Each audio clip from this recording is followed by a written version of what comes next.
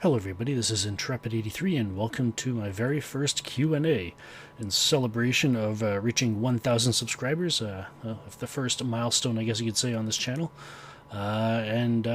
Decided to do a Q&A for that, to celebrate that, so here it is. First of all, I want to thank, you, the subscribers, you, the viewers, for, helping get me up here. I mean, if at least 1,000 of you hadn't hit the subscribe button, we wouldn't be here. So I thank you all for that. And also, I want to thank everyone who decided to participate in the Q&A and sent me your questions, and hopefully I'll be able to answer them to the degree of satisfaction that hopefully you were having them. Hopefully you were hoping to get from it. So yeah, I'll do my best. So I guess the best thing to do is just to start off. Alright, so first one was, alright, so it says, Hi Intrepid, as a long-time follower, started with your Neverwinter Nights playthrough. I'm happy you were able to get this channel up to 1,000 subscribers. Well, as I already said, you're the ones that click the subscribe button, so again, I thank you for that. Actually, on the note of the Neverwinter Nights playthrough, for those that are still curious, I do still intend to continue the Neverwinter Nights LP on my Cyric 1983 channel with Shadows of Undertide and Hordes of the Underdark, as well as the Final Fantasy X-2 LP as well. All three of them are on their horizon. I just don't know how far away they are. It's as simple as that. That's all there is to it. So yeah, well, when they come, they'll come. That's as simple as that. But they are coming. So, yeah.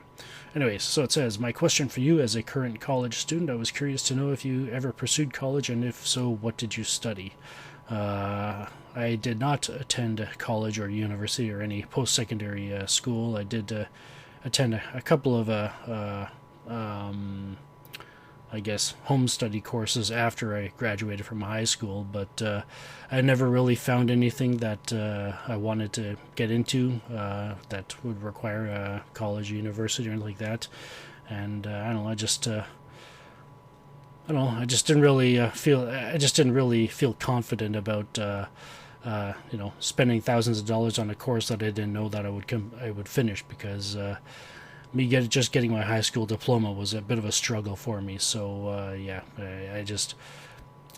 by the end of high school, I lost a lot of interest.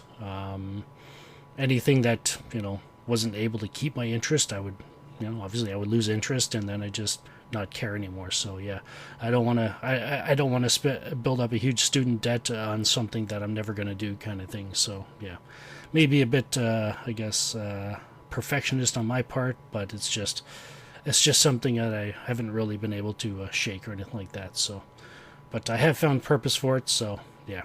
Anyways, maybe it's better this way. Anyways, so it continues. It says, I always pictured you as an English major. You seem to have an uncanny understanding and appreciation for storytelling that made me think you could be a writer of some sorts.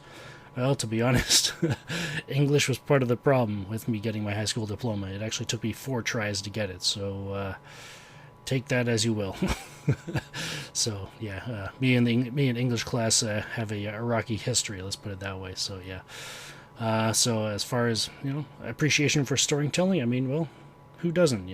I mean, it's just one of those things that's as far as I can tell, and it's been part of human history, and how we've grown as a race, how we've grown as a species, how we've learned from past mistakes, and so on and so forth. And yeah, so great stories are great. Simple as that. They can inspire. They can, like I said, they can inspire. They can teach us. They can, we don't have to reinvent the wheel, so to speak. It reminds me of an old. I don't know if it's actually technically a proverb or not, but it's where I'd rather. Do you have 10 years experience, or do you have 1 year of experience 10 times, kind of thing? It's doing the same thing 10 times, kind of thing, doesn't get you very far. So yeah, stories, storytelling itself has been I believe been a very integral part to where we are today, and where we'll end up as well. So yeah, but as far as writing goes, it's, again, it all comes down to my whole decisions behind post-secondary education. if that's something in my future, well, then it'll eventually come. It's just not right now. That's, I guess, not. So, yeah. Anyways, so it says, anyways, keep up the great work. And, well, thank you for the encouragement there. All right, next one, it says, does your current schedule allow you to still do JRPG LPs? And my simple answer to that is yes. In fact, I've got a couple I guess, preparation stages right now, so they'll be coming along. But like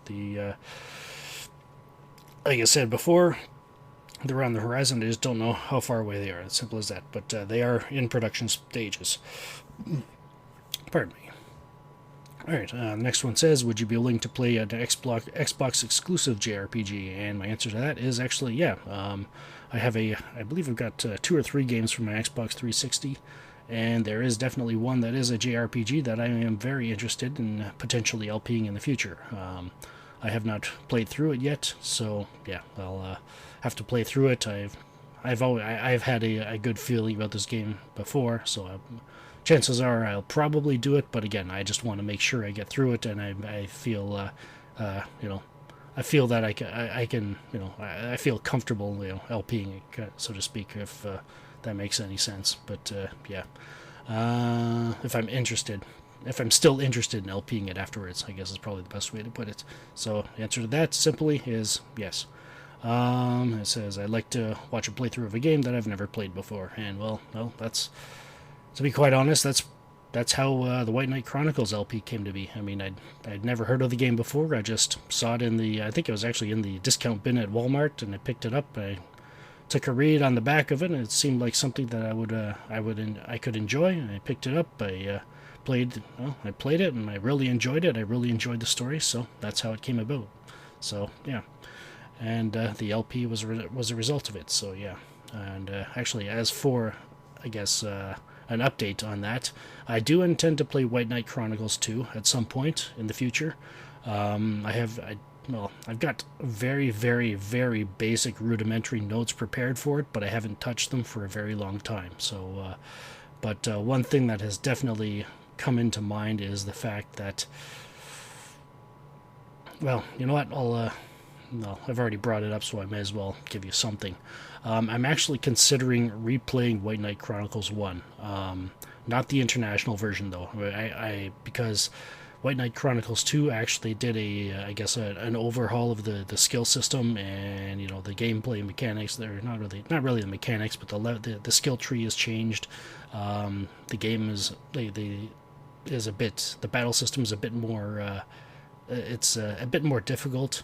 And there's just a few tweaks to it that I've heard have really improved the experience for it. So I'm thinking about, just for the sake of continuity's sake between the first one and the second one, I'm actually thinking about redoing replaying the first one of the, I guess you could say the remastered version, and then taking that straight into White Knight Chronicles 2. But again, that's just an idea I have, and well, when it becomes important that I expand on that, or or becomes important that I start thinking that through, and well, I'll figure something out. So yeah, and who knows? Maybe if you guys have a burning passion to possibly see a redone LP of that, maybe this time actually in HD instead of 480p.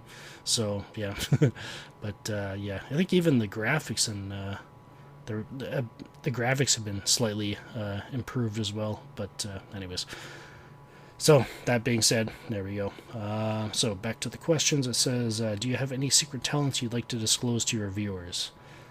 Well, there is one, I guess you could say, gift that I have received compliments for, well, from not just from family members, but from other people as well, is an ability to write poetry.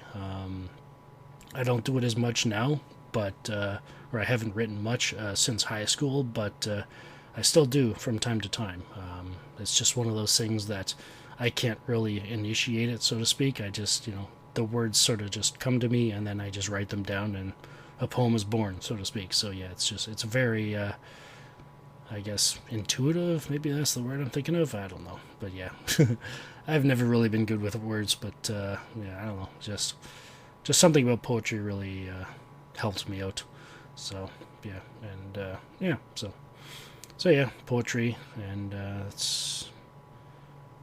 I guess I usually don't like to mention this one as well because it's very much.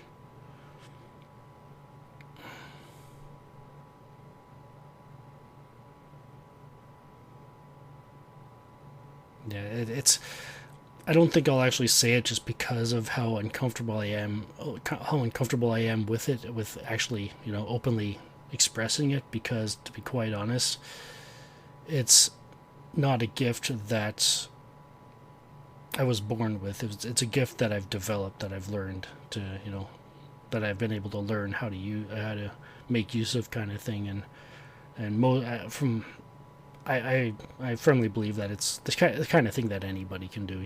It's nothing that special in terms of me being a I guess for lack of a better word, pride, proud of it or anything like that. In fact, I actually hate pride with a passion. I firmly believe that pride in oneself, no matter what it is never good. So yeah. Anyways, so yeah, it's a gift that I really prefer it if people come. Other people have to pull it out of me, so to speak. They have to voluntarily mention something with regards to it, and then if it's right for me to say anything about it, then I'll be able to, kind of thing. So yeah. Anyways, that's probably the best way that I can answer that question. So if it's not quite what you were hoping for, well, I apologize. But again, it's just one of those things that is just really difficult for me to mention without screwing things up, so to speak, with it. So yeah, yeah, I feel like that's a really bad cop out for me. But to be quite honest, it's the best I can do. I'm sorry, but yeah. Anyways, so the next one is, I think you've mentioned in the past that you work at a bookstore, so which books from 2015 do you recommend we read? Well, that is partially true. I did used to work at a bookstore. Unfortunately, we were forced to part ways last year. The time just came where I felt it was right for me to move on, for me to leave, and, well, so I did. So, yeah, it's as simple as that. As for books from 2015 that I recommend to be reread, to be quite honest, I don't think I have read and I don't think I've even read any books from that came out in 2015, other than paperbacks of books that came out earlier than that, so to speak. So yeah, but I am reading a few books right now that I can at least give you some sort of recommendation, I guess, if it's not from 2015. The author name of Chevy Stevens. If you like psychological thriller, she's a really good. She's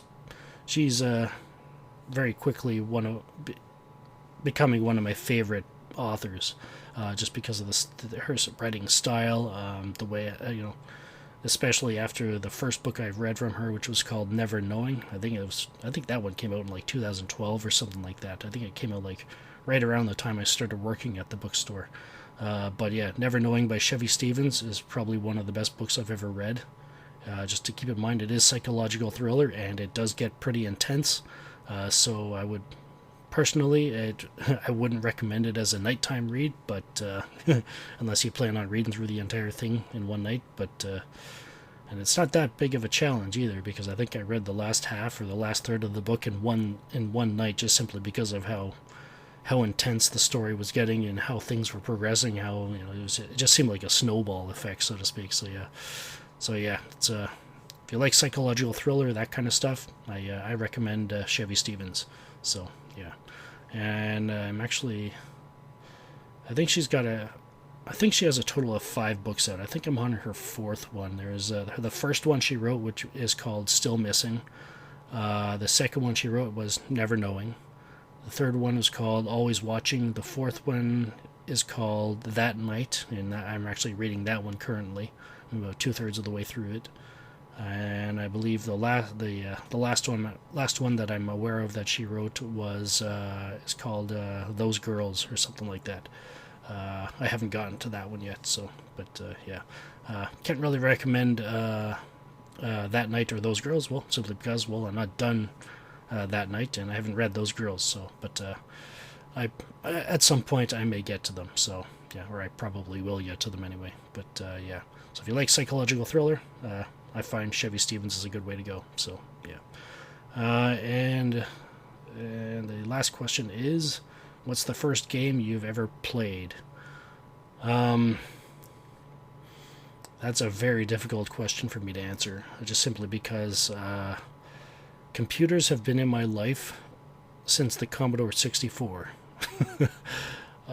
Anybody that grew up in the 80s probably knows what I'm talking about. Anybody younger than that, you'd have to be pretty darn cultured to know what I'm talking about. So yeah, but yeah, the Commodore 64 was probably on that. I can't remember anything from before there off the top of my head. So yeah, I remember a few titles from it. So you could probably call them games that were some of the very first games I played. I think there was Hot Wheels, which I never beat, but just recently I found out there was actually an in-game to it, so I was like, oh, okay. So, yeah, maybe at some point, maybe I'll revisit that. Maybe I'll make an LP of it. I don't know. But, yeah, it'd be kind of cool to relive those games from my very, very young, from my young days, and actually be able to beat them for a change. Yeah. So, yeah, Hot Wheels, I enjoyed playing that one. I think Mission Impossible, Spy Hunter as well. I think Frogger was on it as well. I'm not entirely sure though. Yeah. Yeah, those are the only ones I can think of off the top of my head right now. So yeah, but Commodore 64 was I guess you could say, the first gaming, I guess, console slash computer, whatever, gaming piece of hardware that I can remember it's of my earliest memories. So yeah. All right, so I think that's about all.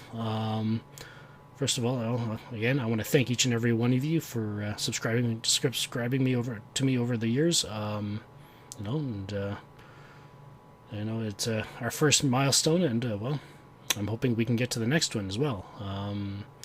But again, it's I guess I like to think that you wouldn't have hit the subscribe button if you didn't find something entertaining. So I guess it's up to me to continue to create entertainment on my channel, and hopefully we'll be able to get to a few more subscribers and maybe get to the next milestone. And who knows what it'll be? It could be another Q&A. It could be something entirely different. So, but yeah, thank you all for subscribing. Thank you for sticking with me over the rocky part of the channel for the past little while. With the lack of uploads and all that kind of stuff, and well, hopefully I can